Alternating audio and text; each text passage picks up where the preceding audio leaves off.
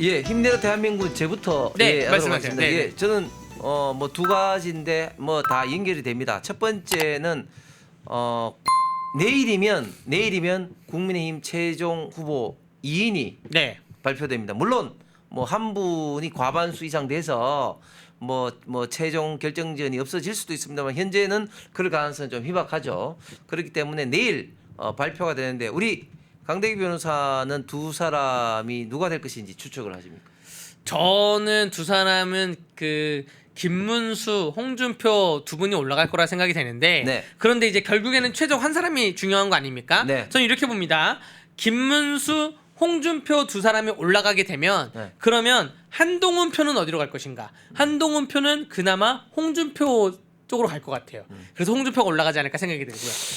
뭐 이런 예. 뭐 그건 조금 네. 이제 빠른 네네네. 것이고. 이따가 또 말씀드릴게요. 예. 저는 일단 김문수 후보는 좀 상대적으로 조금 앞서가 있어서 거의 뭐 확정적인 것 같아요. 네. 그런데 나머지 한 사람은 누구냐? 홍준표, 한동훈 둘 중에 예, 네. 장난 못할 것 같아요. 장난 못합니까? 장난 못합니다. 네. 지금 전반적인 상황은 한동훈 후보가 더 지금 이제 조금 치고 올라오는 것 같고 네. 해서 이게 지금 장담 못할 것 같아요. 오히려 오늘 매일신문 그 유튜브에 나와서 김문수 후보조차도 한동훈이 올라올 것 같다 그렇게 추측을 했거든요. 아. 그래서 이게 나머지 한 자리는 장담을 못할 것 같다. 그럼 왜 이리 됐느냐? 홍준표 후보가 사실 토론이나 이런 걸 통해서 사실은 한동훈 후보를 제압할 줄 알았는데 네. 그런 모습을 보이지 못했어요. 네. 그런데 한동훈 후보는 그 지금 조직력에 있어서는 제가 볼 때는 우리 후보들 중에 또 최고예요. 왜냐하면 29국 사천의 선거 자금도 11시간 만에 이재명보다 더 빨리 모금된 거라든지 또 이런 어떤 방송이라든지 유튜브에서 한동훈 비판하면 막 비판 댓글이 또 엄청나게 와. 뭐 그런 걸로 봐서는 조직력은 한동훈 후보 측이 좀 더 있다. 좀 그런 것들이 결국은 막판 뒷심을 한동훈 후보가 좀 발휘하는 것이 아니냐. 네. 이렇게 좀 생각이 좀 듭니다. 저는 한동훈 후보자가 지금 많이 나오는 이유 중에 하나가 한동훈 후보자 문자를 너무 많이 보내요. 그러니까 이게 뭐가 문제냐면 지금 다른 안철수 후보자나 김문수 후보자나 홍준표 후보자나 다 선거를 많이 해봤던 분들이잖아요. 자, 여러분들 경선 기간에 문자를 보내는 비용이 본선 전체의 선거 비용에서 다 빠지는 비용입니다. 그래서 아마추어 선거 출마자들이 그런 실수를 많이 해요. 경선 때 문자를 너무 많이 써가지고 본선에 가면 결국 선거 운동원도 못 돌리고 유세차도 못 돌리고 이러한 우를 범할 수가 있단 말이에요. 그런데 문자를 너무 많이 보내요. 지금 안철수 후보자나 홍준표 후보자는 한 3번, 4번 보냈는데 한동훈 후보자 지금 한 14번 정도 보내는 걸로 제가 알고 있거든요.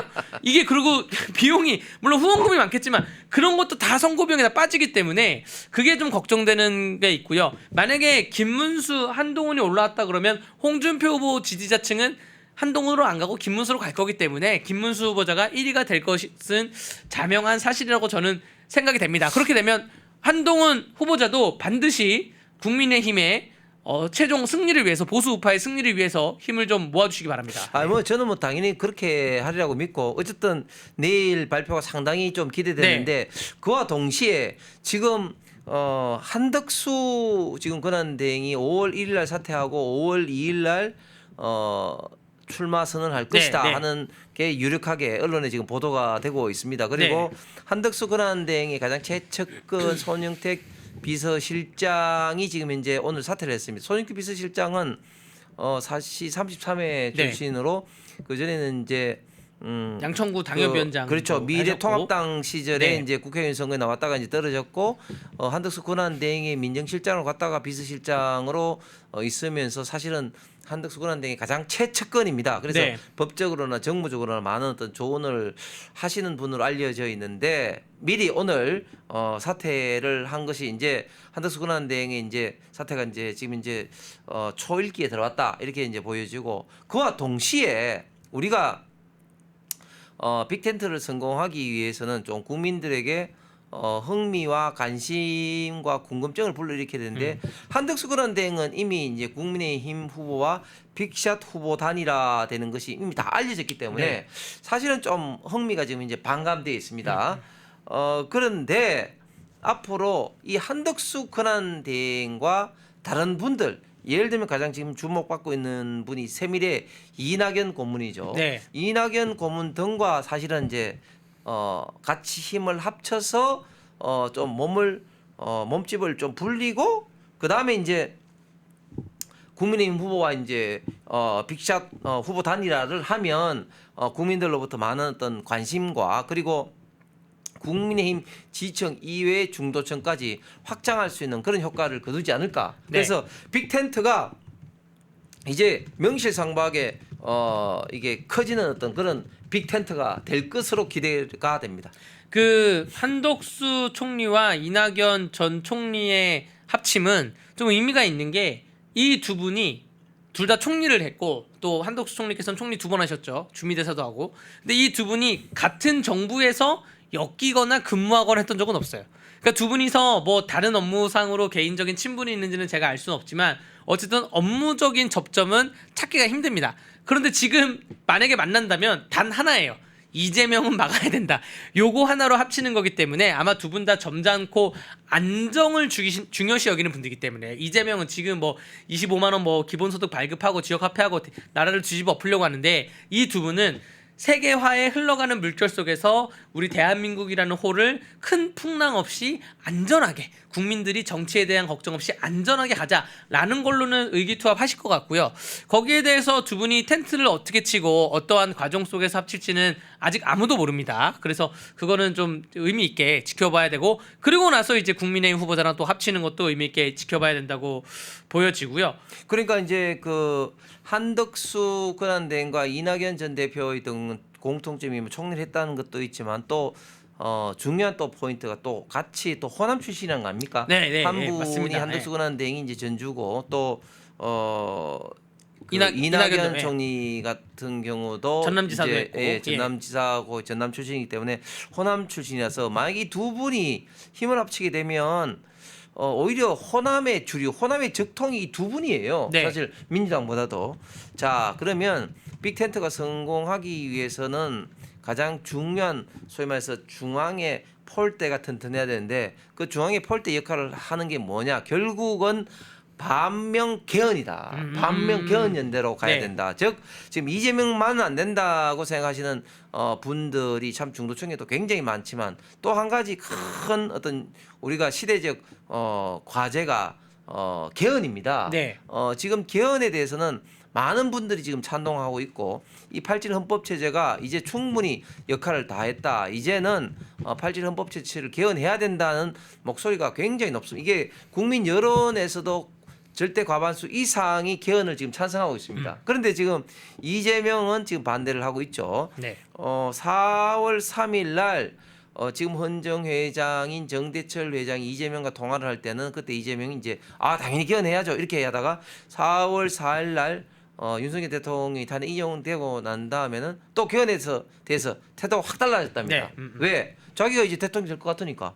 그러니까 사람이 화장실 들어갈 때하고 나올 때 입장이 달라진다고 하는데 이재명의 말로 그는 지금 상황인 것이죠. 네. 그러니까 우리는 이 개헌이라는 것을 중요 고리로 삼아서 어떤 빅텐트를 이제 치면은 저는 많은 세력들이 좌우를 떠나서 빅텐트에 합류할 가능성이 많다. 그래서 이재명 후보를 끊는데 저는 중요한 기반이 될 수 있다고 봅니다.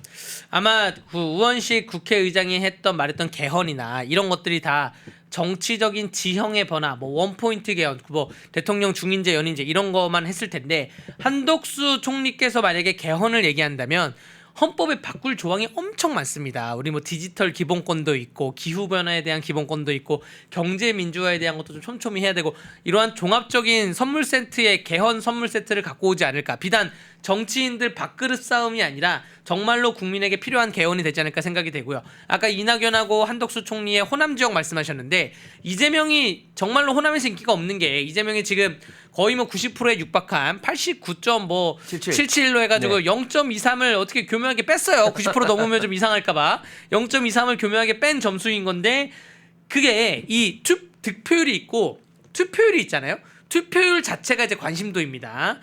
더불어민주당 희한하게 영남에서 투표율이 당원 투표율이 70%고 네. 충청권에서 57%인데 호남에서 투표율이 53%예요. 제일 낮아요. 이게 뭐냐?